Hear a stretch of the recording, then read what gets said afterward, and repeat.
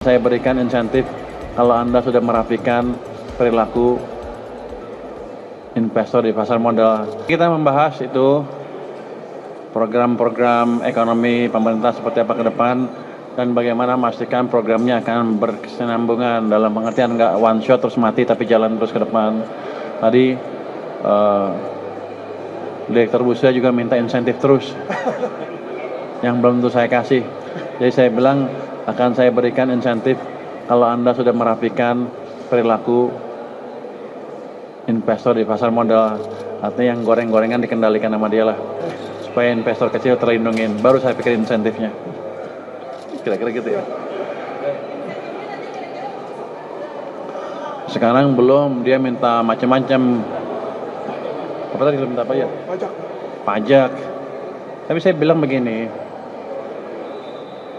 Kalau saya bisa merapikan pegawai pajak saya sehingga nggak macam-macam lagi ke depan, harusnya concern mereka udah hilang.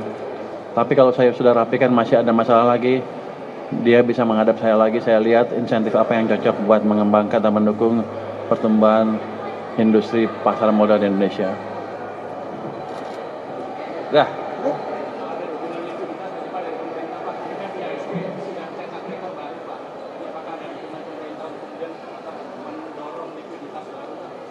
Mbak, tujuan kami bukan untuk mendorong pasar modal, tapi mendorong perekonomian.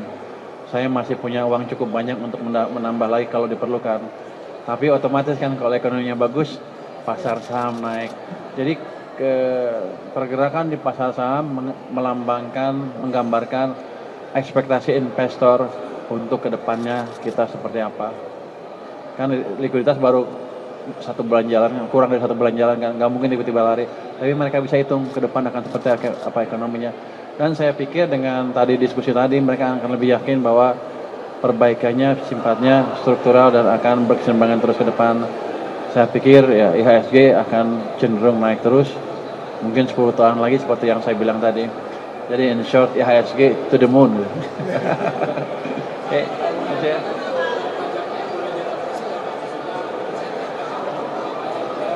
Enggak, dia minta insentif. Saya bilang belum saya kasih sebelum dia rapikan kondisi pasar modal kita, di mana banyak yang goreng-goreng tapi santai aja, masih renggang kangkung.